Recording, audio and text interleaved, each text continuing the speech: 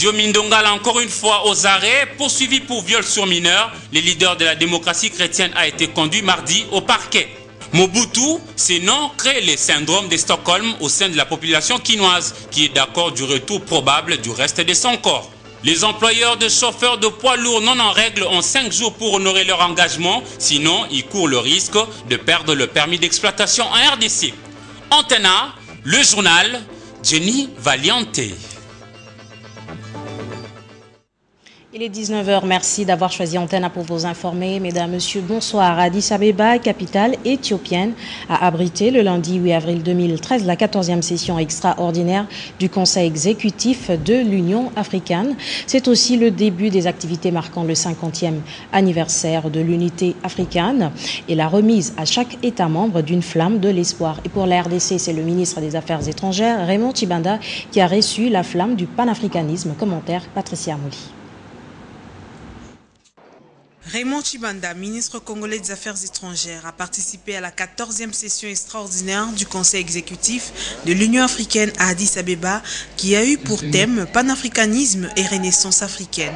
À cette session, le président du Conseil exécutif, Tedros Adhanom Ghebreyesus, ministre des Affaires étrangères de la République fédérale démocratique d'Éthiopie, a rappelé aux participants le sens qui revêt ces thèmes à l'aube de la célébration du jubilé d'or de l'Union africaine.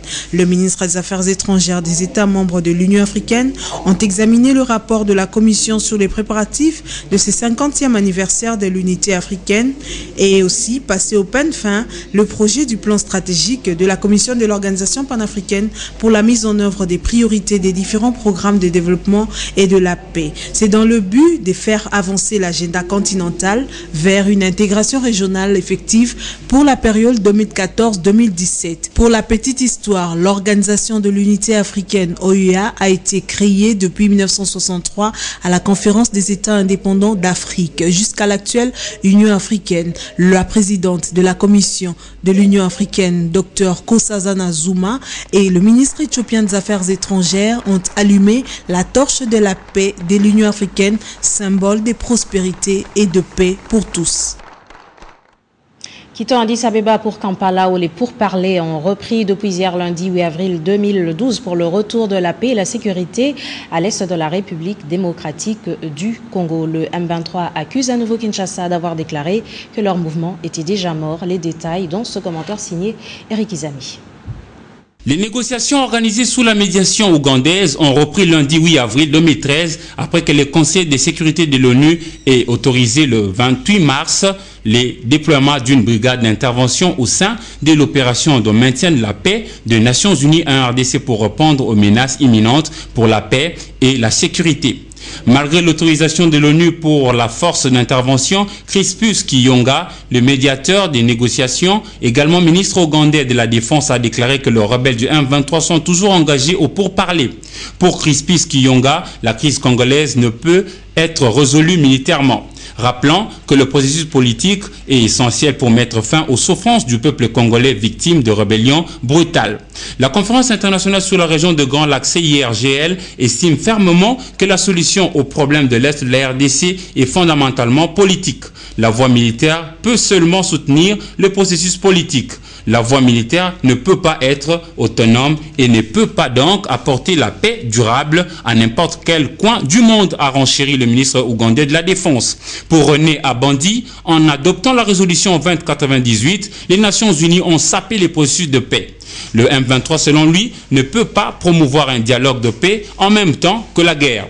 Il a poursuivi que le M23 est prêt à se défendre, même si, a priori, ils savent bien que cela conduirait à beaucoup d'effusions de sang. René Abandi conclut par une accusation contre Kinshasa, disant que celui-ci a déclaré que le M23 était déjà mort. Et en économie, Matata Ponyo, Premier ministre, a présidé hier lundi 8 avril 2013 dans l'après-midi la réunion des secteurs productifs au cours de laquelle a été adopté le programme d'action prioritaire renforcé du gouvernement. Et ce mardi 9 avril 2013, le Premier ministre Matata Ponyo a eu une séance de travail avec la délégation du groupe LR d'Israël sur le projet de réhabilitation du domaine agro-industriel présidentiel de l'Anseli. C'est un reportage de Jean-Louis Meswekama commenté par Patricia Mouli. Est-ce l'annonce d'un nouveau départ pour le DAIPEN, domaine agro-industriel présidentiel de l'Ansele? Ami Lusting, président de LR Group d'Israël, les croit. The purpose of the meeting was a very interesting project of rehabilitation of the Nsele farm. De réhabiliter le domaine de l'Ansele.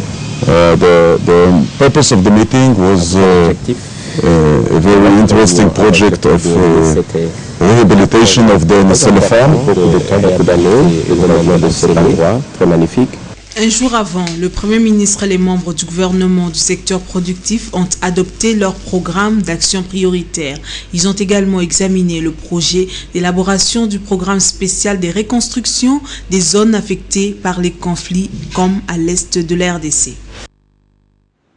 Le Fonds européen de développement et le programme d'appui à la gouvernance ont organisé ce mardi 9 avril 2013 une conférence de presse conjointe. À l'ordre du jour, le rapport du résultat des tests organisés pour le recrutement des magistrats à la Cour de compte.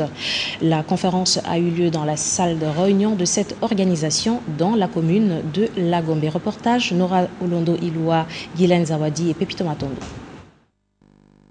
Ce rapport a été remis entre les mains du président de la Cour des comptes, Ernest Izemenga, par le président du comité de suivi de tests de recrutement et chargé de programme de la COFED, Apollinaire Kakesidi. Dans ce document, le président du comité de suivi a souligné que dans le cadre de la mise en œuvre du plan stratégique de restructuration de la Cour des comptes, un prestataire indépendant avait été recruté pour procéder à son tour à un recrutement des magistrats pour la Cour des comptes. Les représentants du comité de suivi ont à cet effet sillonné toutes les provinces de la République démocratique du Congo pour des séances de communication et d'information sur les missions de la Cour des comptes, les différents profils et postes et la méthodologie de travail.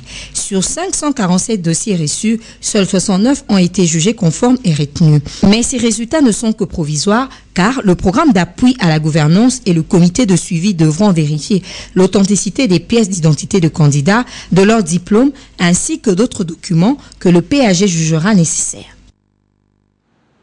Le gouvernement monte au créneau et tape du poing sur la table. Tous les employeurs des chauffeurs de poids lourds non respectueux de l'engagement pris le 19 janvier 2013 ont 5 jours pour se mettre en règle. C'est ce qu'a déclaré le ministre de l'Emploi, Prévoyance sociale Bahati Lukwebo ce mardi 2013, 9 avril, à la presse au salon au Fleuve Congo, hôtel Eric Izami pour les détails et Blaise Londa.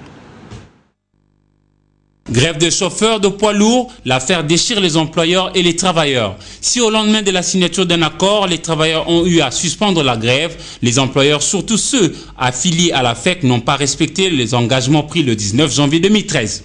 Le gouvernement qui joue au facilitateur dans ces dossiers, par son devoir de garantir la paix sociale, monte au créneau et promet des sanctions dans 5 jours. Pour le ministre de l'Emploi, l'État ne va pas reculer devant quiconque. Fini le règne d'un État où seuls les puissants gagnent. Bahati Lukwebo rappelle que c'est l'heure où ceux qui respectent la loi passent en premier.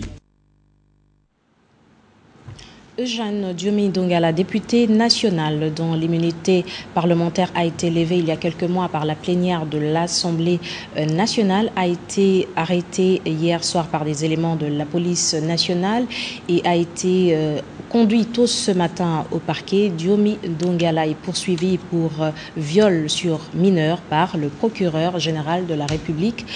À ce propos, nos reporters Sylvie Fortuné-Mboula et Douzaine Belebele ont recueilli les réactions de quelques opposants. C'est hier, lundi 8 avril, aux environs de 22 h, que l'hôtel Cana, appartenant à Diomi Ndongala, a été assiégé par les éléments de la police nationale. Après tratation, l'élu de la Funa a été mis aux arrêts suite à un mandat lancé par le procureur général de la République, signé le 18 janvier 2013, qui poursuit Eugène Diomi Ndongala pour viol. Les membres de l'opposition qui ont réagi sur notre micro veulent que la justice traite cette affaire d'une manière impartiale et sans quelconque pression. Ce qui est déplorable, c'est le même dossier de viol. C'est l'arrestation sur le même dossier dont on a levé l'immunité. Donc c'est la continuité du même dossier au regard du contenu de ces documents.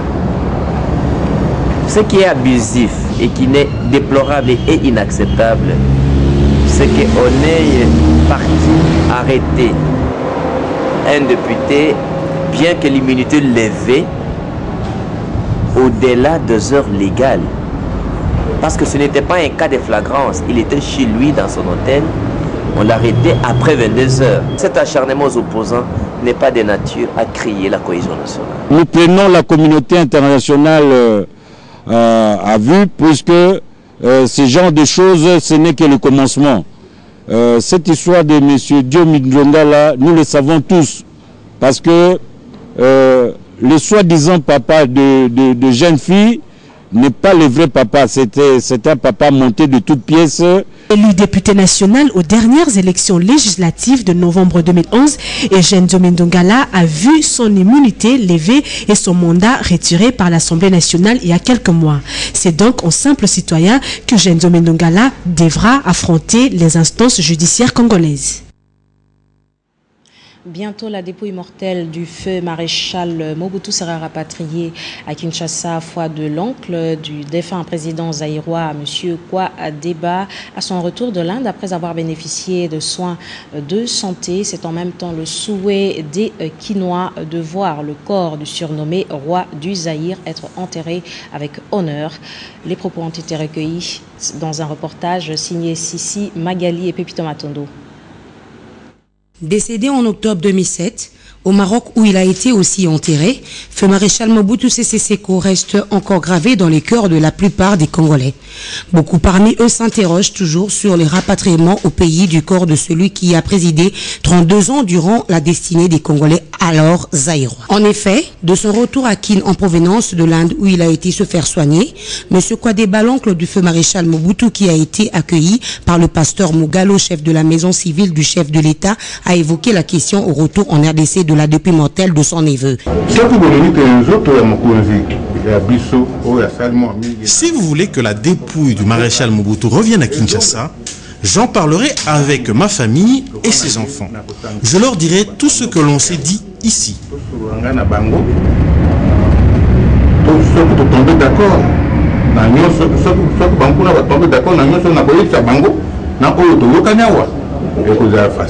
Toutefois, le souhait le plus ardent des Kinois demeure celui de voir le corps des surnommés rois du Zaïre toucher la terre de ses ancêtres. Je pense que ça fait un bon bout de temps que ça devrait se faire. Parce que quand même c'est un affaire du pays. Et il a dirigé le pays pendant de longues années, donc je crois qu'il a droit à se reposer dans les terres de ses ancêtres. Comment est-ce que le corps d'un chef de l'État reste à l'étranger, or que ce pays natal ici le cherche? Moi, personnellement, je suis très content, maman. Il revient donc à tous ceux qui sont concernés par cette affaire, à savoir le pouvoir public et la famille biologique de Mobutu, d'accorder leur violon. Et justement, en réagissant à la question relative au rapatriement du corps de feu maréchal Mobutu, le chef de la maison civile du chef de l'État a interpellé le gouvernement dans la mesure où il serait souhaitable de prendre des initiatives, des lois pour protéger les anciens présidents morts ou vivants. Laïn Bofando Mbungu a recueilli les propos de l'ambassadeur Théodore Mugalu. C'est une question qui concerne la famille biologique, et c'est Papa Kwadeba qui est le chef de famille, avec les membres de la famille. Ça concerne aussi la famille nationale. Et la famille nationale, nous avons le père de la nation, c'est le chef de l'État, et nous avons les institutions comme l'Assemblée nationale. Il y a beaucoup de questions qui doivent être réglées au niveau de l'Assemblée nationale. les gens ne doivent pas seulement attendre que le chef de l'État prenne telle décision. Hein. Il a pris la décision, n'est-ce pas, de montrer que Papa Kwadeba, c'est aussi son oncle paternel ou son grand-père. Et ce sont des choses que nous faisons, mais il y a d'autres questions qui engagent, n'est-ce pas, l'Assemblée nationale, le Sénat, que des décisions se prennent, les lois. Parce qu'il ne s'agit pas seulement de ramener le président Mobutu et pour que son corps soit profané par n'importe qui, par le premier Kidam. Il faut qu'il y ait une loi qui est votée pour dire que ce corps viendra et sera sécurisé. En marge de la journée marquant la journée internationale de la santé, le ministre Félix Kabange a organisé le 7 avril 2013 une marche de santé objectif, sensibiliser, éveiller donc la conscience de la population congolaise à la culture du check-up pour éviter les maladies cardiovasculaires. Nadia Kolinfouka et Patricia Bassoa, notre spécialiste en questions sanitaires. La marche est un remède contre l'hypertension artérielle. Fort de cette conviction, le ministre de la Santé Félix Kabange et son cabinet ont organisé une marche de santé qui a commencé par quelques exercices physiques.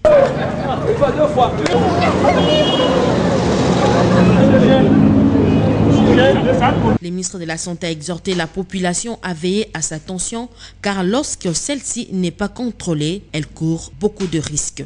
Combien parmi nous ont l'habitude de mesurer leur tension? Ça, c'est une question fondamentale.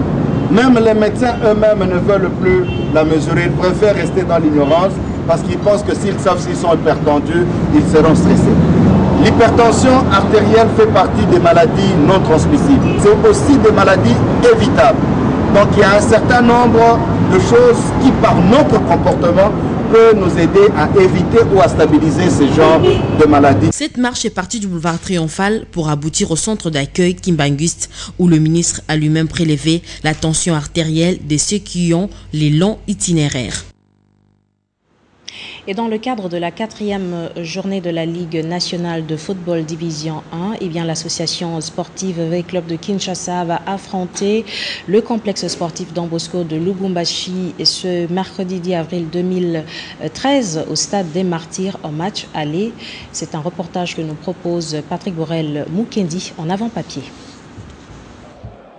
Après son élimination précoce en Champions League africaine, les Dauphins Noirs de l'ASV Club tournent les yeux à la Ligue nationale de football, deuxième édition expérimentale. Pour la 4e journée, l'association sportive Victoria Club se mesurera aux Salésiens de Don Bosco pour se relancer dans la course. Deux rescapés à la campagne africaine interclub vont se livrer à une bataille acharnée au stade des Martyrs de la Pentecôte. L'équipe de Don Bosco est à Kinshasa depuis le lundi pour mieux s'acclimater et pourquoi pas déchirer l'invincibilité des Moscovites. Les Banambongo jouant à domicile devant son 12e homme ne jurent que de faire 4/4 face aux Salésiens. La Lina Foot a reprogrammé quelques rencontres. Sanga Balende de Mbujimaï jouera Mungano de Bukavu. Makiso de Gisangani matchera la Corias Formaso de Mazembe. Molungue de Mbandaka en découdra avec Virunga de Goma. Et Dauphin Noir de Goma va offrir son hospitalité à Desemote Mapembe. Au classement provisoire, Sanga Balende mène la danse avec 12 points, talonné par Mungano 7 points, suivi de V Club 6 points. Tikunku, Elima et Makiso sont parmi les équipes relégables. Et à l'attente du football de Kinshasa, le championnat d'élite quinois poursuit son bonhomme de chemin. À l'occasion, plusieurs rencontres se sont jouées le lundi 8 avril 2013. Papi Katassi. D'élite quinois se poursuit avec des fortunes diverses. Le lundi 8 avril dernier, au stade Tata Raphaël de la Kétoul, l'FC Les Adis a eu raison du Sporting Club Elikia sous la note de 3-0. Les buteurs pour les Adis ont été Jima, Kabea et Ndinga. En deuxième rencontre, le Sporting Club New Belor a pris les dessous sous Oseka par 2-0. Kalala et Makusu ont signé les goals pour les Belloristes. Pour clôturer cette journée, Jogari a fait match nul face au FC System, un but partout. Wome a marqué pour le FC System et Ntoto a égalisé pour Jogari. Bon, c'est vrai qu'on a eu vraiment des occasions, on a eu à dominer l'adversaire, sauf que les soucis offensifs nous animent jusqu'alors. Les enfants n'ont pas su concrétiser les occasions qu'ils ont eu à créer. Désolé pour nous par ce manque de lucidité des attaquants. A noter que la 15e journée de l'entente professionnelle de football de Kinshasa se poursuit cette semaine.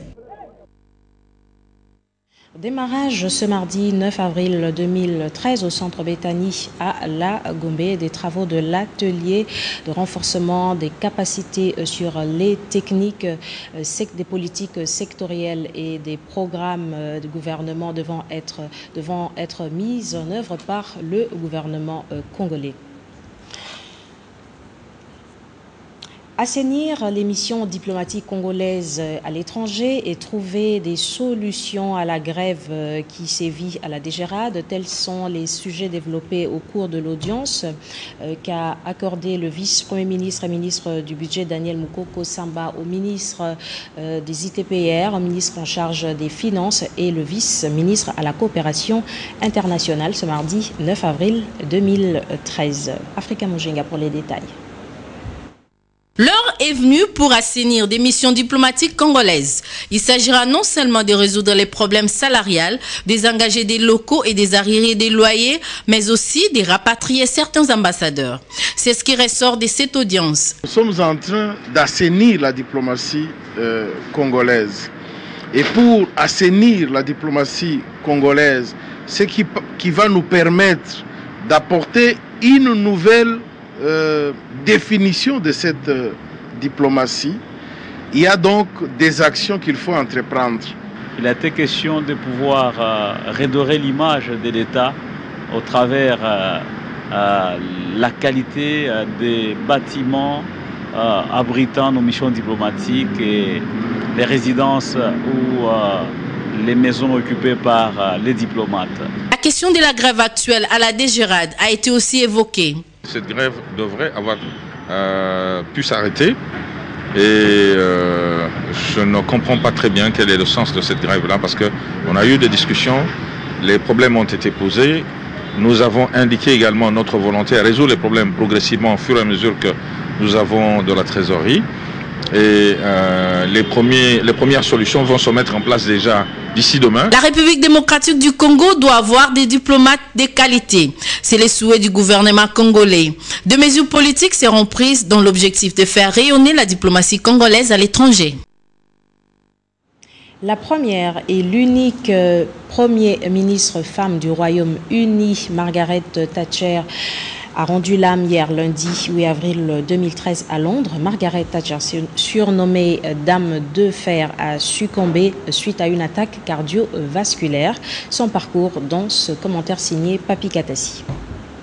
Hilda Thatcher, baronne Thatcher, née à Robert le 13 octobre 1925 à Graham, est morte le 8 avril 2013 à Londres. C'est une femme d'État britannique. Fille d'épicier, d'abord chimiste et puis avocate de profession, elle fait son entrée au Parlement du Royaume-Uni en 1959. Elle est la première et unique femme à avoir dirigé les partis conservateurs de 1975 à 1990 et également la première et l'unique femme première ministre du Royaume-Uni de 1979 à 1990. Arrivée au pouvoir dans un pays en situation d'instabilité, Margaret Thatcher redresse l'économie en mettant en place une série de réformes libérales radicales, effectuant le plus long mandat ininterrompu de Premier ministre au Royaume-Uni depuis le début du XXe siècle. Elle est devenue, par sa personnalité autant que par ses réalisations, la plus renommée des leaders politiques britanniques depuis Winston Churchill. Et nous vous convions à présent à lire les journaux parus ce mardi 9 avril 2013 dans la capitale, dans une sélection, un commentaire signé Patrick Polydor Ngaziami. Revue de presse. L'actualité en RDC gravite toujours autour de la brigade spéciale de la MONUSCO en Nord Kivu. Dans sa livraison de ce mardi 9 avril, Forum des As fait écho de l'annonce par le président sud-africain Jacob Zuma de l'envoi imminent du contingent de son pays vers la RDC. C'était, fait remarquer le quotidien, la contribution la plus incertaine, surtout après la chute des Bozizé en RCA qui avait bénéficié de la protection de 200 soldats sud-africains. Mais selon le palmarès, les troupes de Zuma seraient piégées à Kampala en Ouganda où elles devront installer leur base. Kagame et Museveni se frottent déjà les mains et se préparent à un espionnage sans précédent. La manchette annonce à sa une que Antipas Nyamoussi Mboussa serait en train de préparer un coup de force contre le bureau de l'Assemblée nationale. Il a mis en selle un homme de main qui lui est fidèle comme son ombre, l'honorable Crispin Mbindoulé, qui l'a chargé de mijoter une motion de censure, mieux une pétition contre le bureau de l'Assemblée nationale, comme si lui, Mboussa, avait eu des démêlés avec ceux qui l'auraient contraint de quitter l'hémicycle du Palais du Peuple. La prospérité s'est intéressée à la course au pouvoir à l'Équateur. Le journal annonce que la CNI a rendu public hier le calendrier pour l'élection du gouverneur et du vice-gouverneur de cette province. Les candidatures sont à déposer auprès de la représentation provinciale de la CNI du 15 au 24 avril 2013 et la liste des candidatures recevables et non recevables sera publiée le 30 avril de la même année. De l'avis de plusieurs observateurs, note le confrère, l'issue de ce scrutin reste imprévisible. Pour la simple et bonne raison que de toutes les assemblées provinciales, celle de l'Équateur est la plus instable. La référence plus, lui, revient sur l'annonce par le Premier ministre du décaissement de 100 milliards de francs congolais pour la réhabilitation du secteur de l'éducation. Cette somme sera mobilisée pour l'exercice 2013 afin de procéder à la reconstruction de 400 écoles sur toute l'étendue du pays. Enfin, les dépêches de Brazzaville s'attardent sur la coopération structurelle et font savoir que la réponse du FMI est attendue d'ici fin avril. En effet, note-t-elle, depuis la non-reconduction du partenariat en décembre 2012, la RDC a intensifié les tractations pour la reprise de la coopération. Le pays court après un nouveau programme capable de l'aider dans ses efforts budgétaires. Les milieux d'affaires locaux se placent d'ores et déjà dans une perspective du rétablissement des rapports entre la RD Congo et le FMI. La décision proviendra des assemblées annuelles du 15 au 21 avril à Washington, aux États-Unis. Fin de cette revue de presse. Merci de l'avoir suivi. Au revoir. Merci également d'avoir suivi ce journal. Merci aux deux capitales proches, Kinshasa et Brazzaville, de nous avoir suivis. Restez branchés sur les programmes d'Antenne A, la chaîne de référence. Bonsoir, moi je vous retrouve demain pour la grande édition.